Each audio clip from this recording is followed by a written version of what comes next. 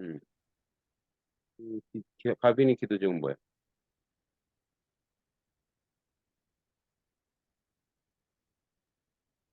음성을 열어야지. 아, 저요? 가빈이. 아, 저 그 물 떠와가지고, 음, 뭐 휴대폰 많이 안 하고, 음. 책 읽기요. 아, 독서하기? 네네. 좋아. 내 앞에 어떤 청년도 열심히 독서하고 있는데. 좋아요. 독서. 이때가 독서하기 딱 좋아. 자, 그 다음에 희석. 김희석 기도 제목 뭘까?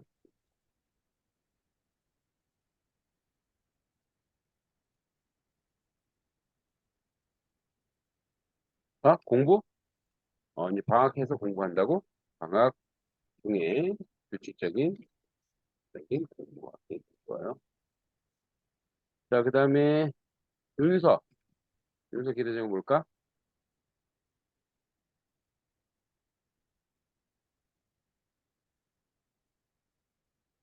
윤서 문제?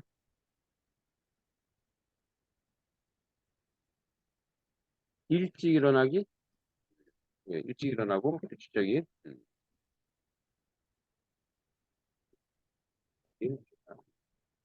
자, 그 다음에 윤진. 윤진 이번 주 기도 제목 뭘까요?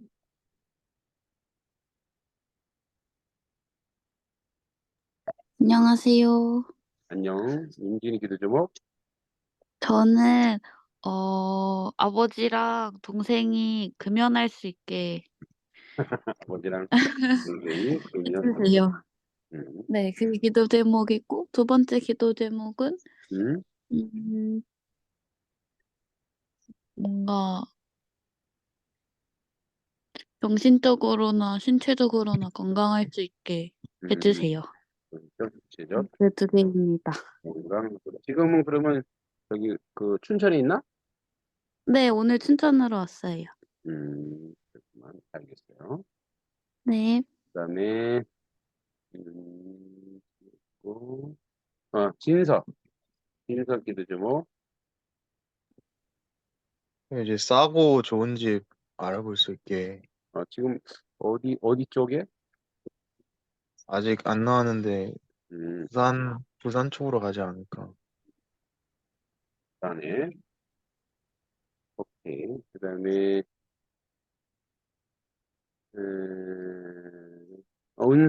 은서 기도 제목.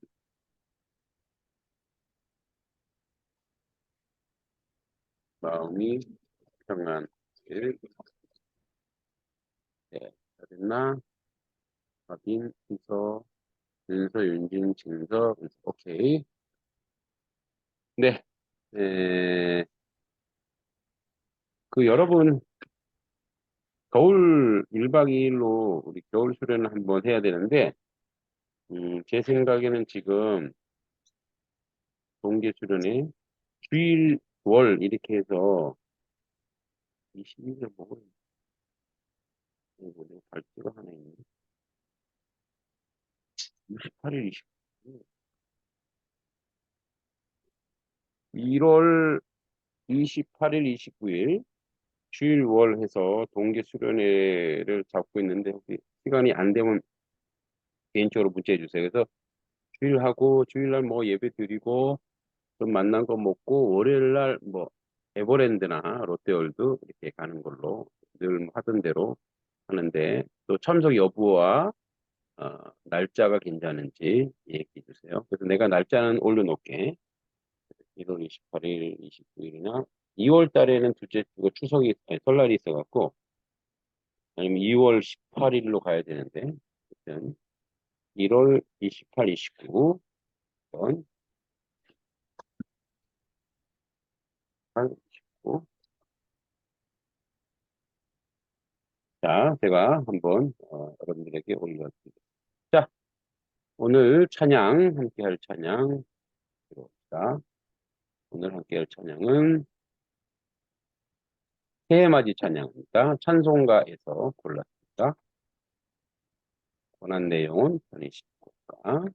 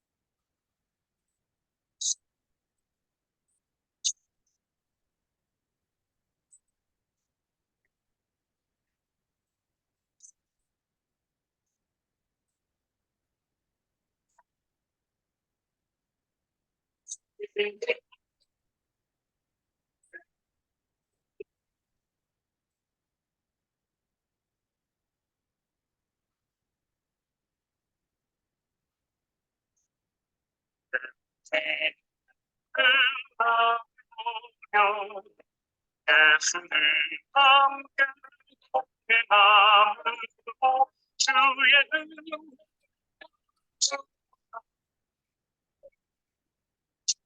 영원한 발의지에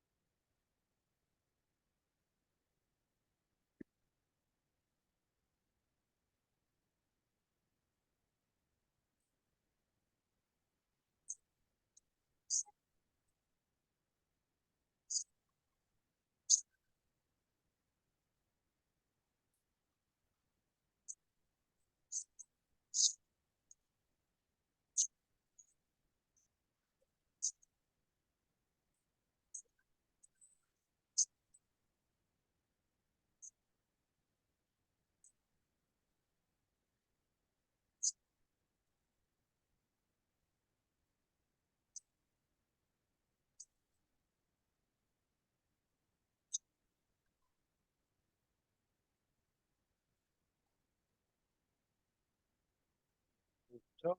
이 발을 는 청년되길 바라고요. 자, 우리 또 영상 하나 보겠습니다. 사소한 거지만 우리가 잃어버리고 사는 것들.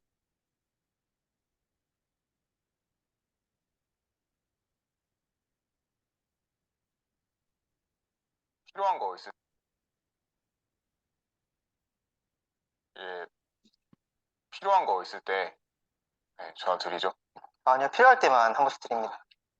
그렇게 자주는 아닌 것 같고 한 번씩 한 일주일에 두세 번?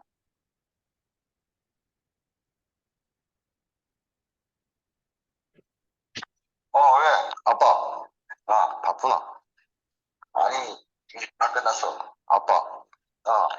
나는 아빠한테 무슨 아들일까? 응. 내가 엄마한테 응. 무슨 어떤 아들이야? 나는 아빠에게 어떤 딸인가요? 나는 엄마한테 어떤 아들인가요? 나는 엄마한테 어떤 딸이야? 어떤 딸이야 나는? 이 세상에서 하나밖에 없는 이쁘고 귀엽고 없으면 못 살 것 같은 나의 보배, 나의 보석, 나의 마지막 희망, 나의 로망, 나의 모든 것. 됐어. 엄마. 나는 엄마한테 어떤 딸일까요? 오늘 어떤 딸이야? 소중한 딸이지.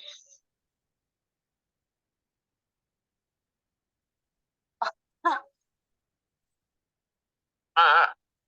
아빠 있잖아.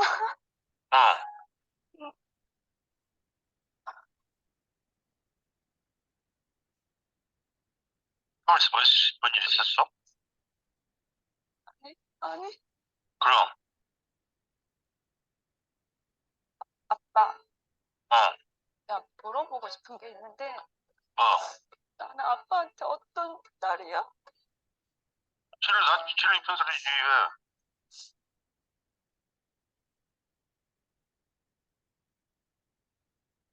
나는 다 사랑했다. 다 행복했다고. 아, 진짜 거짓말. 아니야, 나는 그렇지 않아. 나를 키우면서 가장 행복했던 순간이 언제야? 그치, 뭐, 행복해. 네가 잘 크고 그러니까 행복해지.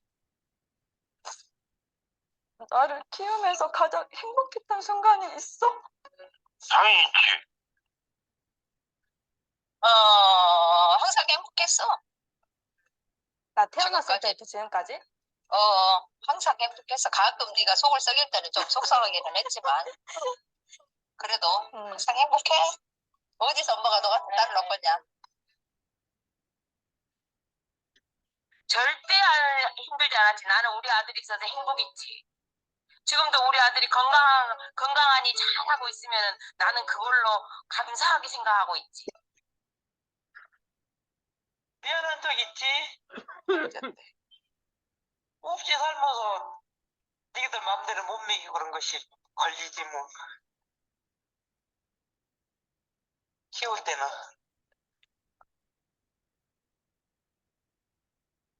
놈들 같이 많이 정말 못해주고. 먹고 싶은 거 맘대로 못 먹이고 그랬지. 엄마는 다 똑같이. 다시 태어나도 내 엄마가 돼줄 거야? 네?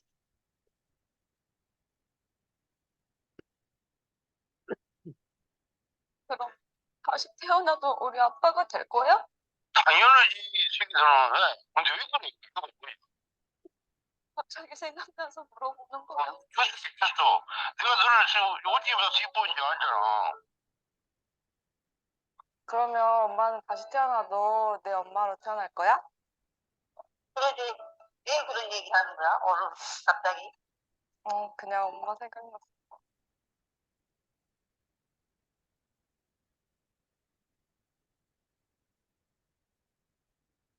네. 확실히 남자들하고 여자들하고 완전 다르네.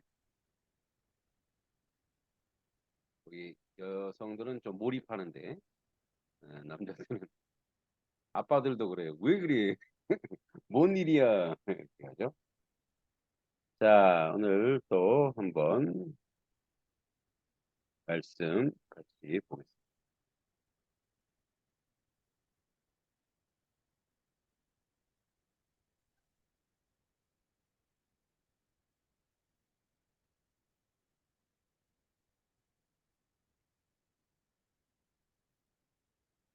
자, 우리가 이제 성경으로 여는 세계사, 이 성경으로 여는 세계사를 같이 읽고 있고 나누고 있습니다. 같이 한번 또 보겠습니다.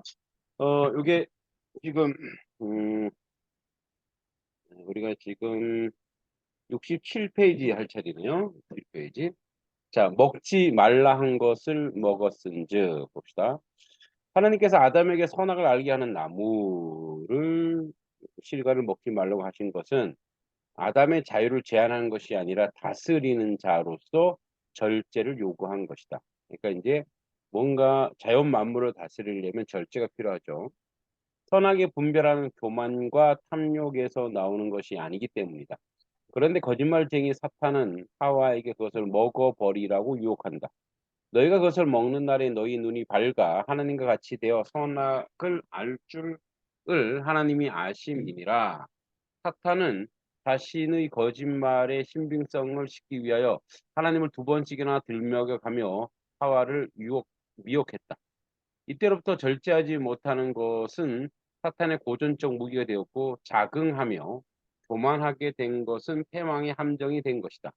절제는 다스리는 자로 하여금 정확한 통찰력과 판단력을 갖게 하는 최고의 도구였다. 그리고 이 절제야말로 만물의 빈틈없이 사실은 하나님의 능력이기도 했다. 그래서 선악을 알게 하는 나무가 그토록 아름다울 수 있었던 것이다. 그러니까 절제가 굉장히 중요하죠. 그러니까 절제는 그냥 무조건 참는 게 아니고 어떤 것을 균형 있게 배치하고 다스리는 게 절제예요. 절제. 자, 계속 봅시다.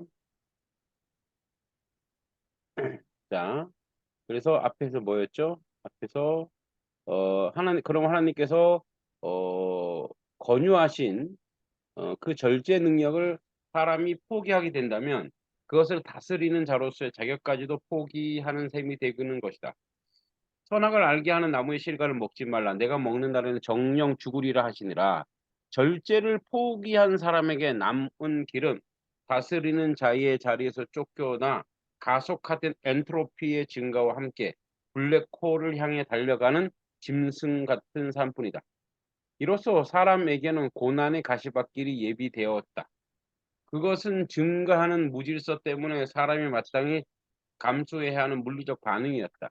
그래야 여자는 잉태하는 고통을 얻게 되었고 남자는 땀을 흘리며 노동을 해야만 그의 처자를 먹여 살릴 수 있게 되었던 것이다. 이러한 일련의 조치들은 사람들은 흔히 하나님의 징계라고만 생각한다. 그러나 이렇게 징계하시는 하나님의 본심이 무엇인가를 알아내는 것이 바로 징계받는 자의 지혜이다. 징계하는 아버지에 미워하여 대드는 자녀는 영영 소망이 없지만 저 무서운 홍수의 심판 때에 하나님의 눈에서 사랑을 발견한 노아는 구원을 얻었던 것이다. 가라사대 나의 창조한 사람을 내가 지면에서 쓸어버리되 사람으로부터 육축과 기는 것과 공중의 새까지 그리하리니 이는 내가 그것을 지었음을 한탄함이니라 하시니라. 그러나 노아는 여호와께 은혜를 입었더라. 이 말씀 중에 노아는 여호와께 은혜를 입었더라고 하는 표현이 히브리어 원문에 보면 노아는 하나님의 눈에서 사랑을 발견하였다라고 되어 있다. 매를 든 아버지의 무서운 눈에 사랑을 발견한 아이가 바로 소망이 있는 아이인 것이다. 어느 아버지가 그 아들을 미워서 때리겠는가? 세상의 모든 아버지는 그 아들이 잘 되게 하기 위해서 매를 드는 것이다. 노아는 이것을 알았다. 그리고 그 아버지의 사랑에 대한 믿음으로 구원을 얻었다. 그러므로 아담과 하와가 인류 최초로 받았던 그 징계에 대해서도 우리에게 그 사건 속에서 하나님의 사랑을 발견해내는 일이 더 중요한 것이다. 우선 하와에게 주신 말씀을 살펴보자.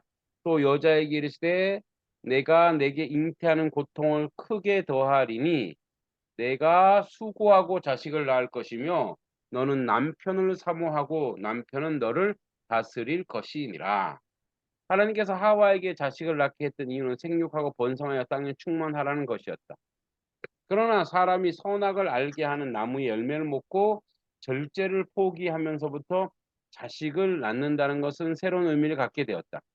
하나님께서 세상에 사람을 창조하셨는데 그 사람이 사탄의 유혹을 받아서 절제를 포기하게 되고 그 결과로 사람의 역사가 멸망으로 끝나게 된다면 하나님의 창조는 사탄의 계략에 넘어가 실패하였다는 결과가 될 것이다. 그러나 하나님은 결코 실패하는 하나님이 아니시다. 하나님께서는 그 독생자 예수 그리스도를 직접 이 세상에 보내어 인류를 멸망으로부터 구원해내기로 작정하신 것이다. 하나님의 세상을 이처럼 사랑하사 독생자를 주셨으니 이는 저를 믿는 자마다 멸망치 않고 영생을 얻게 하려 하심이니라. 하나님의 이 새로운 작전은 사람이 선악을 알게 하는 나무의 열매를 먹은 즉시 가동되었다. 열매를 먼저 먹은 것이 여자였기 때문에 하나님께서는 그의 독생자가 여자의 후손으로 태어나게 하셨다.